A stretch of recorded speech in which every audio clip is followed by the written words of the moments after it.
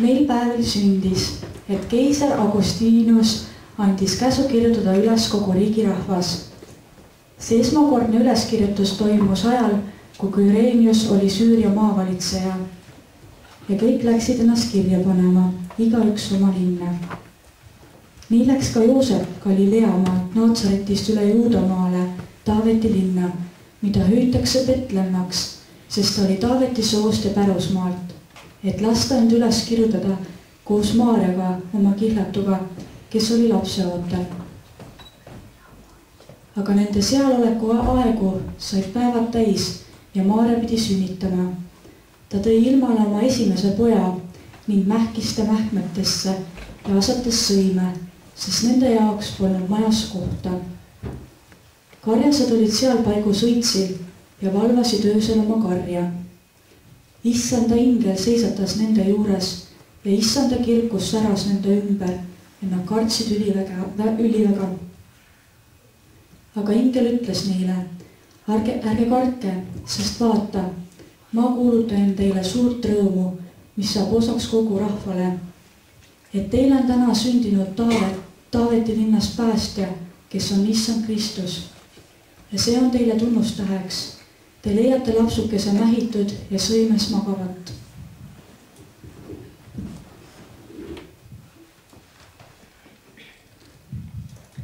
Ja nüüd Jeesus oli sündinud kuningas Herodese ajal Juudamaal Betlemma linnas, siis vaata, hommikumaal saabusid tähetargad Jeruusalemma ja küsisid, kus on see juutide vastsündinud kuningas? Me nägime tema tähte tõusmas ja oleme tulnud teda kummardama. Seepeale laskis Herodes tähetargad salaja enda juurde kutsuda, päris nendelt täpselt aega, millal täht oli paistma hakanud ja saatis nad Betlemme, öeldes, minge ja uurige täpselt välja, kes see laps on. Kui te olete ta leidnud, teatage mulle, et ka mina saaksin minna teda kummardama. Tähetargad aga kuulasid kuninga juttu ära ning asusid teele ja vaata, täht, mille tõusmist nad olid näinud, käis nende eel, kuni jäi seisma selle paiga kohale, kus oli laps. Tere õhtust kõigile! Täna esinevad teile meie koguduse noored ja nad esitavad teile muusikali, mis põhineb siis nendel piiblitekstidel. Kui me oleme ära vaadanud siis meie aluse muusikali, siis on kõigil võimalik ka siia edasi jääda, sellepärast, et meil on külla tulnud Televari, kes jagab siis oma kogemusi Norra missionikoolist. Et kõik, kes on huvitatud, võivad veel jääda pärast muusikali siia ja siis kuulata kogemusi. Aga nüüd siis... Ja siis kõigepealt alustaksime palvega, et paluda õnnistus sellele õhtule ja selleks tõuseme püsti. Kallis taevas, aitäh sulle tänase õhtu eest, aitäh, on saanud siia koguneda nii palju inimesi. Palun õnnista meile seda õhtut, sa näed, et iga noor on selleks panuse andnud ja õnnista, et iga inimene, kes siin on, võiks saada sõnumi siit südamesse. Aitäh sulle kõige heast. Aamen.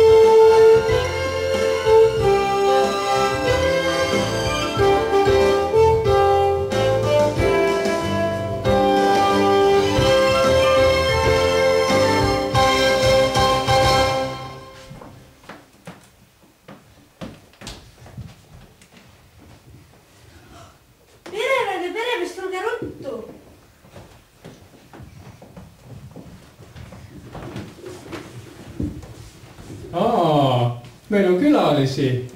Tere tulemast kõigile. Täname teid, et olete valinud just meie pansionaadi. Kõige parema ühetärni hotelli Petlemmas, kui just mitte tervel Juudamaal. Kõik külalised on siin alati teretulnud. Kõik? No, peaaegu kõik. Alati? No, olgu peale. Ehk olen ma pisut veidi muutunud. No nii tagasihoidlik ka nüüd ei maksaks olla. Sa oled palju muutunud. Ta oli varem kõige isekam, kõige ahnem, kõige... Jäta juba. Nad kuulsid küll juba, mida sa ütlesid. No okei, pole hullu. Ka mina olen palju muutunud. Ja oma muutumise lugu tahaksimegi me täna teiega jagada.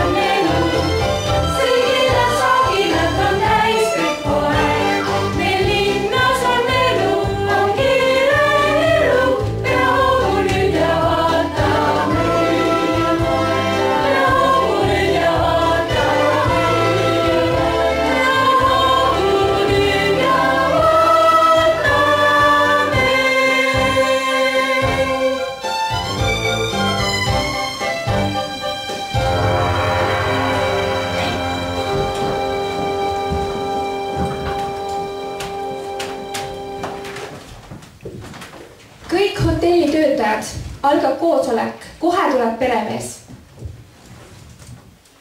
Tere hommikust! Tere!